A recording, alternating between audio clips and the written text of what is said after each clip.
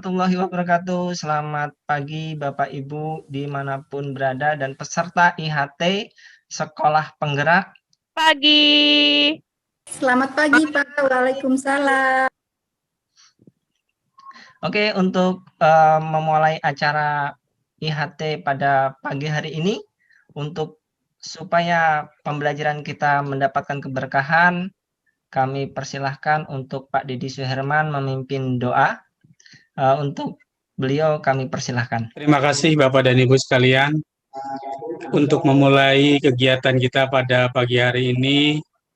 Mudah-mudahan mendapat suatu keberkahan, terutama ada ilmu yang kita terima.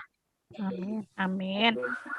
Terima kasih untuk Pak Deddy Suherman yang telah memberikan doa untuk kita dan mudah-mudahan dengan berdoa kita bisa mendapatkan ilmu yang bermanfaat dalam IHT pada kesempatan kali ini. Oke, Amin. Untuk Bapak Ibu Amin. peserta Amin. dimanapun berada atau peserta yang ada di ruang Zoom ini atau peserta yang ada di ruangan ini, sebelum kita memulai, marilah kita speaking dulu ya, yang insya Allah akan dipimpin oleh Bu Nur Halimah. Untuk Ibu Nur Halimah kami persilahkan. Iya, terima kasih Pak Adit. Kita akan mulai ice breaking-nya ya Bapak Ibu supaya kita fokus dan semangat pada pembelajaran kita hari ini. Sudah siap Bapak Ibu? Siap. Ice breaking-nya ya Bapak Ibu supaya kita semangat dan fokus pada pembelajaran berikutnya. Oke, siap. Saya hitung sampai 3. 1, 2, 3. Nomor saya sebutkan adalah angka 2. Ibu Haryati. Bu Haryati. Semangat ya Bapak Ibu sudah ya. Alhamdulillah, artinya Bapak Ibu sudah semangat dan siap untuk melakukan namanya pembelajaran hari ini. Saya kembalikan lagi dengan Pak Adit. Silakan Pak Adit. Oke, terima kasih untuk Bu Nur Halimah yang telah memberikan ice breaking. Pada kesempatan kali ini, insya Allah kita akan dipandu oleh mentor-mentor yang luar biasa. Ya, nanti ada 5 materi yang akan disampaikan pada kegiatan IHT Sekolah Penggerak ini. Yang pertama ada Bu Triyuda Handayanti ya. Triyudayati, Pak. Oh, Triyudayanti ya. Yudayati dari SMK Negeri 1. Ada Bu Haryati dari SMK 7 Kabupaten Tangerang yang akan menyampaikan pengajaran yang sesuai dengan capaian dan tingkat kemampuan. Yang ketiga itu ada Bapak Aditya Irviandi dari SMK 1 Simpang 4 Tanah Bumbu yang akan menyampaikan konsep dan komponen modul ajar.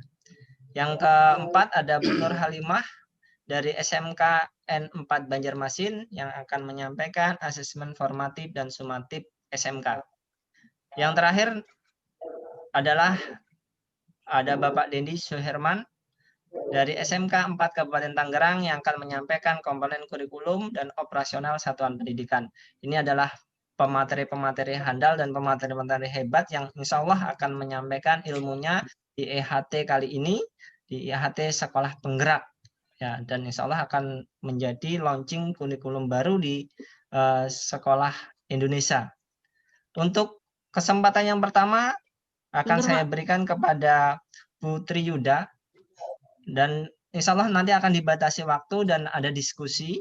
Nanti peserta silahkan aktif untuk berdiskusi atau menanggapi apa yang sudah disampaikan oleh para pemateri. Ya. Untuk tempat dan waktu kami persilahkan untuk Bu Triyuda. Baik, terima kasih Pak atas kesempatan yang diberikan. Tapi sebelumnya saya mau ralat sedikit ya Pak ya. Di tampilan awal tadi untuk penulisan nama saya Ibu Triyuda Hayati. Sebenarnya adalah Ibu Triyuda YUDHA Yati. Oh Yuda, siap Bu, siap.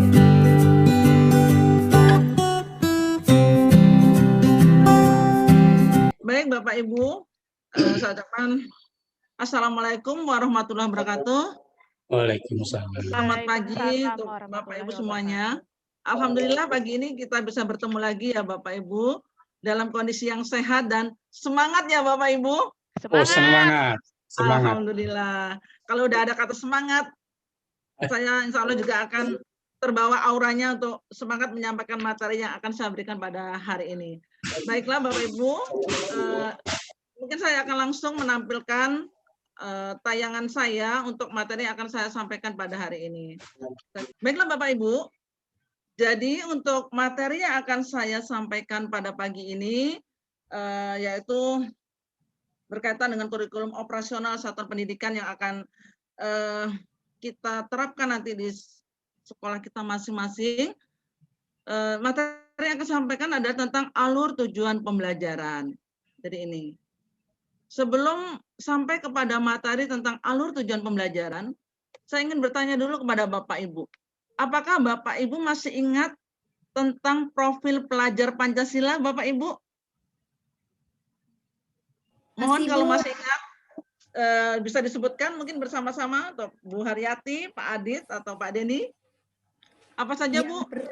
Yang pertama beriman dan bertakwa kepada Tuhan Yang Maha Esa, yang kedua bergotong royong. Profil pelajar Pancasila ini akan masuk menjadi bagian di dalam proses penulisan pencapaian pembelajaran kita. Baik, kita masuk ke materi inti kita, yaitu tentang konsep alur tujuan pembelajaran. Untuk konsep alur tujuan pembelajaran di sini, konsepnya adalah bahwa alur tujuan pembelajaran atau sering kita singkat dengan AP, itu adalah rangkaian tujuan pembelajaran yang secara tersusun, sistematis dan logis di dalam pembelajaran, itu disusun secara kronologis berdasarkan urutan pembelajaran dari waktu ke waktu. Sedikit catatan bahwa untuk guru, itu semua guru itu berhak untuk menyusun alur pembelajaran masing-masing yang terdiri dari rangkaian dan tujuan pembelajaran. Bahkan pemerintah juga menyediakan beberapa set alur untuk digunakan sebagai contoh pengembangan kurikulum yang siap digunakan suatu satuan pendidikan dan panduan untuk menyusun perangkat ajar. Alur pembelajaran dalam pelaksanaan pembelajaran kita di sekolah kita nanti. Baik, saya ucapkan sampai jumpa di materi selanjutnya dan saya ucapkan Assalamualaikum warahmatullahi wabarakatuh. Waalaikumsalam warahmatullahi wabarakatuh. Saya kembalikan kepada moderator. Oke, terima kasih Bu Triyuda yang telah sama-sama Pak menyampaikan materi. Kita akan masuk ke materi kedua. Tapi untuk masuk ke materi kedua perlu ice breaking apa enggak nih? Lagi Bapak Ibu. Boleh Bu, biar semangat. Oke, masih ingat dengan nomor-nomornya Bapak Ibu? Masih ingat Insya Allah, Bu. masih ingat. Oke. Kita mulai lagi ya Bapak Ibu. Fokus lagi ya Bapak Ibu. Iya. Sudah siap? Siap. Siap, Bu. 1, 2, 3. Nomor yang sebutkan adalah nomor 1. Bu Triyuda. Materi kedua ini tentang pengajaran yang sesuai dengan capaian dan tingkat kemampuan yang insya Allah akan disampaikan oleh Bu Haryati SPD MSI dari SMK 7 Kabupaten Tangerang. Untuk waktu dan tempat untuk Bu Haryati saya persilahkan. Terima kasih Bapak Ibu. Assalamualaikum warahmatullahi wabarakatuh. Waalaikumsalam warahmatullahi wabarakatuh. Selamat pagi semuanya. Pagi. Masih semangat ya? Semangat Ibu. Alhamdulillah. Materi dan pengajaran yang sesuai dengan capaian dan tingkat kemampuan. Seperti yang kita ketahui bahwasanya dalam kurikulum sekolah penggerak ini kita akan mengenal apa yang dimaksud dengan fase-fase. Sebelum saya mulai dengan materi, ada pertanyaan. Pernahkah Bapak Ibu menemukan peserta didik mengalami kesulitan saat mengerjakan tugas yang seharusnya dikuasai olehnya? Pernah Bu. Pernah Bu. Pernah Ibu. Bahkan Ya. ini dikatakan sering kali Bu ya. Kenapa ya kok itu bisa terjadi? Banyak faktor Bu. Malas, tidak ada perhatian orang tua, bisa Banyak. jadi. Nah, dari Kalau- banyak faktor ini Kalau kita dalam akan pembelajaran kita daring akan tidak mulai ada lihat kuota. di sini. Betul. Tidak ada kuota, sinyal menghilang, dan lain sebagainya, begitu ya Bu ya? Iya. Ya Bu. Ya, Bu. Nah, betul sekali, banyak hal yang menjadi kendala bagi anak didik kita. Kenapa kok tidak bisa menjawab suatu pertanyaan yang seharusnya sudah bisa mereka selesaikan. Lanjut. Lanjut, Bu. Sehingga kita akan melihat bagaimana pengajaran sesuai dengan capaian atau tingkat kemampuan. Yang pertama, merupakan sebuah pendekatan belajar. Peserta didik yang belum mencapai capaian pembelajaran di fasenya akan mendapatkan pendampingan oleh pendidik untuk bisa mencapai capaian pembelajarannya. Bisa difahami ya Bapak Ibu? Insya Allah, Bu. Untuk bisa membuat pembelajaran yang berpusat pada peserta didik, maka asesmen menjadi tahap pertama yang harus kita lakukan. Menetapkan asesmen, kemudian kita lanjut dengan perencanaan. Setelah kita melakukan perencanaan, maka kita melaksanakan pembelajaran. Mungkin itu saja apa yang saya sampaikan. Semoga apa yang saya sampaikan bermanfaat dan bisa diterapkan dalam dunia nyata atau dalam sekolah kita masing-masing. Amin. Amin. Serta IHT, ya. Kalau ada yang mau menanggapi atau menambahkan, dipersilahkan. Ibu. Terima kasih Bapak Ibu semuanya. Segala kekurangan dari saya, kelebihan semoga bermanfaat, itu yang dari Allah. Saya akhiri. Amin. Wassalamualaikum warahmatullahi wabarakatuh. Waalaikumsalam warahmatullahi wabarakatuh. wabarakatuh. Berikutnya adalah pemateri yang ketiga yang akan disampaikan oleh Bapak Aditya Irfiandi dari SMK 1 Simpang 4 Tanah Bumbu tentang konsep dan komponen modul ajar. Untuk Bapak Aditya Irfiandi, waktu dan tempat kami persilahkan. Jadi moderator atas kesempatannya, saya akan menyampaikan tentang modul ajar. Bapak Ibu peserta IHT sekalian, modul ajar ini adalah bagian rangkaian dari alat pembelajaran. Jadi sebelumnya tadi sudah dijelaskan oleh Bu Triyuda, ada Bu Haryati tentang bagaimana pembikinan konsep capaian pembelajaran sampai alur pembelajaran. Nah, setelah itu ada pembikinan modul ajar. Nah, modul ajar ini adalah alat ya, alat guru untuk menyampaikan media atau alat guru untuk menyampaikan konsep apa yang ingin disampaikan ke peserta didik. Nah, di sini Bapak Ibu, sesnya dulu, proses pembuatan modul ajar. Bentar, ya. Proses pembuatan modul ajar, ya. Nah, ini ada konsep modul ajar, komponen modul ajar, dan prinsip penyusunan modul ajar. Nah, konsep modul ajar, konsepnya itu, ya modul ajar itu adalah sejumlah alat atau sarana media atau metode atau petunjuk dan pedoman yang dirancang secara sistematis dan menarik. Jadi ada modul ajar, alur tujuan pembelajaran, habis itu capaian pembelajaran dan profil pelajar Pancasila. Yang pertama itu kan tadi sudah dijelaskan sama Bu Triyuda tentang bagaimana profil pelajar Pancasila, habis itu capaian pembelajarannya, habis itu dijelaskan sama Bu Haryati tentang alur pembelajaran. Nah, yang saat ini adalah modul ajar. Modul ajar itu adalah alatnya. Kalau profil Pancasila itu sudah disiapkan oleh pemerintah, capaian pembelajaran disiapkan oleh pemerintah yang memiliki beberapa fase-fase, ada sampai fase F ya, mulai dari kelas 1 SD sampai kelas SMK. Nah, habis itu kita masuk ke alur pembelajaran. Alur pembelajaran dibikin oleh guru melalui atau melihat dari profil pelajar Pancasila dan capaian pembelajaran. Nah, modul ajar mengembangkan dari alur pembelajaran, nah dikembangkan menjadi modul ajar. Nah, modul ajar itu harus menarik ya. Nah, isi modul ajar itu ada 3. Ada komponen modul ajar ya. Nah, komponennya itu ya, modul ajar itu adalah satuan pendidikan yang diberi kebebasan ya. Guru diberi kebebasan untuk mengembangkan modul ajar sesuai dengan konteks, lingkungan, dan kebutuhan belajar. Jadi guru itu diberikan kebebasan. Nah, modul ajar ini secara intinya ya Bapak Ibu, intinya itu komponen yang ada di dalam modul ajar itu ada 3 komponen. yang harus dipahami. Nah, intinya modul ajar itu mudah dipahami oleh siswa, nyaman dibuat oleh guru. Jadi enak itu ya modul ajar itu. Nah, halo Bapak Ibu, bisa dengar suara saya? Terdengar jelas Pak Adit. Jelas, Pak. Karena senyap Jelas, saya Pak. kira saya hilang. Oh, Oke ya, enggak, jadi Pak. komponen Menyimak, modul Pak. ajar ada 3 ya. Komponen modul ajarnya ada 3. Ada informasi umum. Informasi umum itu di bagian lembar pertama di modul ajar.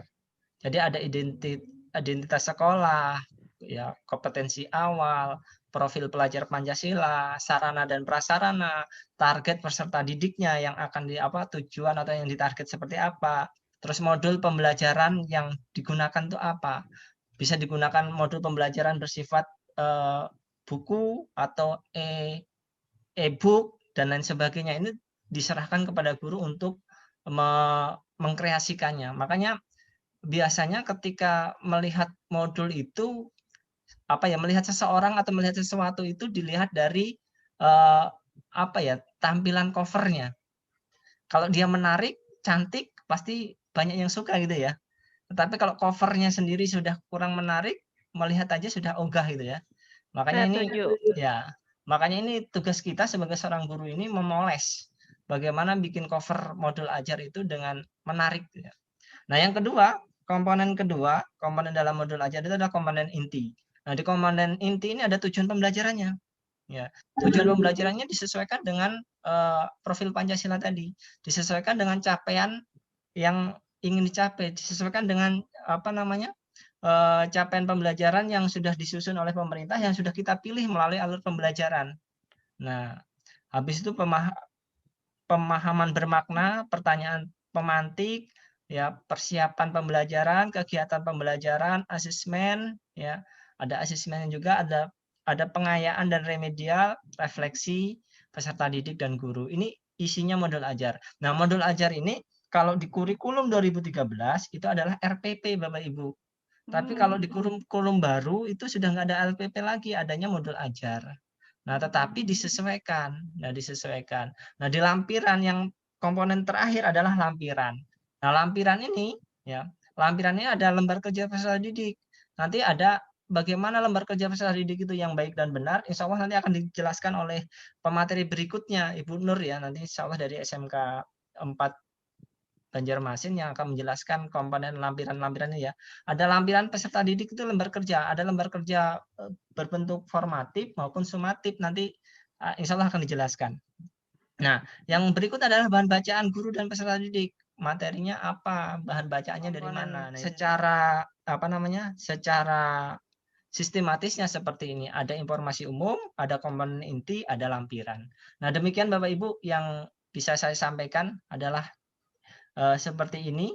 Nanti kalau ada yang didiskusikan, ditanyakan, bisa didiskusikan, ditanyakan. Oh ya, saya sedikit tanya ya Pak. Oke, silakan Bu. Untuk di lampiran itu ada lembar kerja peserta didik. Apakah di lembar kerja peserta didik itu akan juga ditampilkan bagaimana sistem penilaiannya Pak? Dan apakah juga kunci jawaban perlu kita tampilkan di dalam modul ajar kita? Itu aja Pak, terima kasih. Terima kasih Bu Triyuda dari peserta dari Kalimantan Timur. Jadi ya memang ada pertanyaan seperti apakah di lembar kerja peserta didik itu disampaikan kunci jawaban atau tidak. Nah, modul ajar ini kan digunakan untuk mempermudah guru dan siswa, ya. Nah, kalau untuk mempermudah guru berarti modul ajar untuk guru.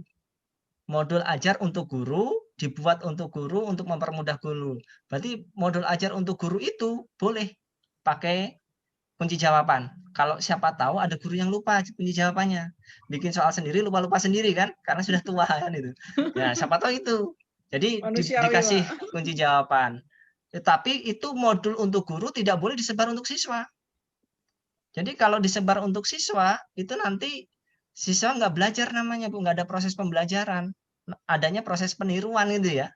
Jadi modul yang untuk siswa itu namanya modul ajar untuk siswa. Nah, ini. Jadi kalau modul ajar untuk siswa berarti ada proses lembar kerja peserta didik, namun tidak ada jawabannya, biar siswanya menjawab. Nah, guru melihat referensi dari modul guru, dilihat kunci jawabannya di situ. Yang saya pahami seperti itu, Bu. Terima kasih, Iya, Pak. terima Cukup kasih, jelas iya. sekali jawabannya. Paham saya, Pak. Terima kasih atas perhatiannya. Mohon maaf ketika saya kurang jelas menyampaikannya. Saya akhiri. Assalamualaikum warahmatullahi wabarakatuh. Waalaikumsalam warahmatullahi wabarakatuh. Kita masuk ke pemateri berikutnya, yaitu Bu Nur Halimah SPD dari SMK 4 Banjarmasin yang akan menyampaikan tentang asesmen formatif dan sumatif untuk SMK. Waktu dan tempat kami persilahkan. Terima kasih kepada Bapak Moderator sebelumnya atas waktu dan tempatnya. Assalamualaikum warahmatullahi wabarakatuh. Waalaikumsalam. Waalaikumsalam warahmatullahi wabarakatuh. Masih semangat Bapak Ibu? Semangat. Masih. Semangat, Bu. Karena saya sudah memasuki ke pemateri 4 ya Bapak Ibu. Kelihatannya Bapak Ibu juga sudah mulai lelah. Tapi kita Belum, Bu. semangat ya Ibu ya. Semangat sekali, Bu. Kita Semangat. harus tetap fokus ya Bapak Ibu. Baik, saya akan memulai untuk pembelajaran untuk materi hari ini untuk HHT kita. Mohon izin share ya Bapak Ibu. Bu. Materi yang akan saya paparkan hari ini adalah mengenai asesmen formatif dan sumatif. Nah, sebelumnya tadi sudah Pak Adit mengenai modul ajar ya, sangat lengkap sekali. Nah, saya lanjutannya, lampirannya mengenai asesmen formatif dan sumatif. Saya kira Bapak dan Ibu sudah tidak asing lagi dengan kata-kata asesmen ya Bapak Ibu. Nah, sebelumnya tadi pernah sudah menyinggung mengenai materi asesmen diagnostik. Nah, saya ingin tahu dulu siapa yang bisa memaparkan apa yang dimaksud dengan asesmen diagnostik. Siapa yang mau jawab Bapak Ibu? Oke, silakan Ibu Triuda.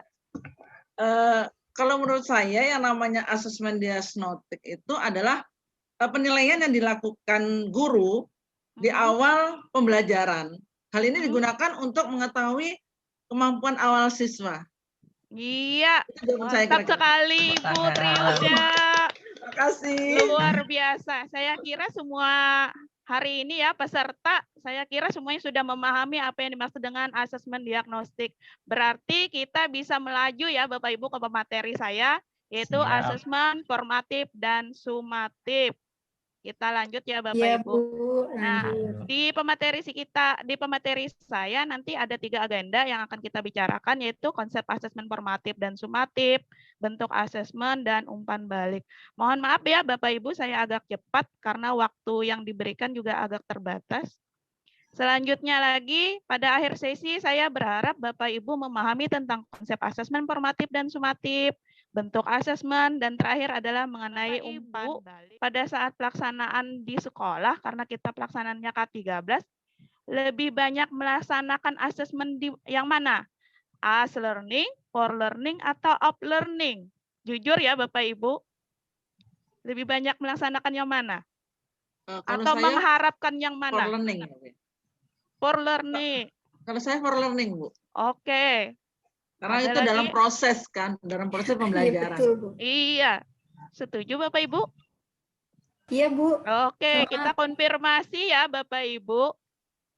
Nah, berarti Bapak Ibu sudah menerapkannya pada pembelajaran. Pada paradigma yang baru sekarang. Nah, jadi itu yang perlu kita rubah di sekolah ya Bapak Ibu. Ini yang paling penting. Jadi Bapak Ibu harus melakukan lebih banyak asesmen for learning dan as learning-nya. Mengutamakan asesmen as learning daripada for learning. Mereka juga sesama teman juga memberikan kesempatan bagi murid untuk belajar satu sama lain. Karena adanya umpan balik. Nah Bapak Ibu, saya sudah selesai pemaparan materinya. Mudah-mudahan Bapak Ibu memahaminya. Sebelum saya mengakhiri, ada yang mau ditanyakan Bapak Ibu atau sudah jelas? Sangat jelas, Bu. Sangat jelas, Bu. Alhamdulillah, masih semangat ya Bapak Ibu. Semangat, Bu. Baik. Semangat. Karena sudah karena tidak ada yang bertanya dan sudah memahami, maka saya kembalikan kepada moderator. Saya silakan kepada Bapak moderator. Oke, terima kasih Bu Nur Halimah yang telah menyampaikan materi asesmen formatif maupun sumatif untuk SMK yang sangat luar biasa. Dan kita lanjut ke materi terakhir ya. Ya, materi terakhir dari Bapak Dendi Suherman, SPDMM dari SMK N4 Kabupaten Tangerang yang akan menyampaikan tentang komponen kurikulum operasional satuan pendidikan. Untuk waktu dan tempat kami persilahkan. Terima kasih. Assalamualaikum warahmatullahi wabarakatuh. Waalaikumsalam warahmatullahi wabarakatuh. Ini yang terakhir, mudah-mudahan masih semangat ya Bapak dan Ibu. Semangat. Semangat Pak, semangat. Mari kita langsung saja, saya mulai. Saya akan membahas tentang materi komponen kurikulum operasional di satuan pendidikan. Nah, komponen ini menjadi komponen utama yang ditinjau setiap 4 sampai 5 tahun. Di antaranya yang termasuk di sini adalah karakteristik satuan pendidikan. Nah, di sini dari analisis konteks dirumuskan karakteristik sekolah, kita punya visi dan misi. Nah, visi ini biasanya menggambarkan bagaimana peserta didik menjadi subjek. Ini yang utama, yang ditinjau setiap tahun. Ada yang 4 tahun tadi, sampai 5 tahun, sekarang adalah setiap tahun. Setiap tahun pelajaran, berarti kurikulum itu pasti ditinjau kembali. Yaitu rencana pembelajaran. Nah, rencana pembelajaran untuk ruang lingkup sekolah adalah menggambarkan rencana pembelajaran selama setahun ajaran atau 1 tahun pelajaran. Berisi alur pembelajaran. Nah, kemudian ada komponen ini, yaitu komponen utama yang ditinjau setiap tahun. Pendampingan, evaluasi, dan pengembangan profesional. Untuk lampiran adalah contoh-contoh rencana pembelajaran ruang lingkup kelas. Mohon ada masukan dari Bapak dan Ibu. Silahkan. Sudah disampaikan materi terakhir oleh Pak Dendi Suherman. Untuk para peserta, silahkan kalau ada yang didiskusikan atau ditanyakan. Sangat jelas, Pak. Sangat jelas. Cukup jelas, Oke. Pak. Kalau cukup jelas berarti kegiatan kita sudah dipahami dengan baik ya Bapak Ibu ya? Sudah, alhamdulillah Pak. Alhamdulillah. Alhamdulillah. Kalau sudah dipahami. Oke, terima kasih untuk Pak Dendi Suherman atas pemaparan materinya. Karena materi sudah selesai dan pembelajaran sudah bisa dipahami dengan baik, mudah-mudahan para peserta IHT yang ada di ruang ini maupun yang mendengarkan siaran dari kami bisa memahami dan bisa menerapkan di sekolah masing-masing.